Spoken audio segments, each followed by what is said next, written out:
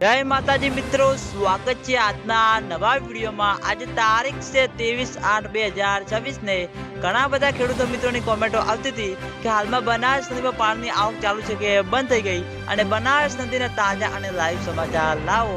તો મિત્રો તમે વિડીયોના માધ્યમથી જોઈ શકો છો, બનાસ નદીમાં બિલકુલ થોડું પાણી આવી રહ્યું છે, અને આ પાણી હજુ સુધી દાંતીવાડા ડેમ સુધી પહોંચ્યું કે નહીં, ઘણા બધા મિત્રોની કોમેન્ટો આવતી હતી। અને હવે બનાસકાંઠા જિલ્લામાં વરસાદી માહોલ ક્યારે થશે, તો મિત્રો આગામી દિવસોમાં વરસાદનો એક નવો રાઉન્ડ આવી રહ્યો છે, એટલે માઉન્ટ આબુ, આબુ રોડ, અમીરગઢ, રાજસ્થાન ત્યાં આગળ સારો એવો વરસાદ વરસે અને બનાસ નદીમાં પાણીની આવકમાં વધારો થશે। પછી દાંતીવાડા ડેમમાં પાણીની આવક શરૂ થાય તેવું લાગી રહ્યું છે।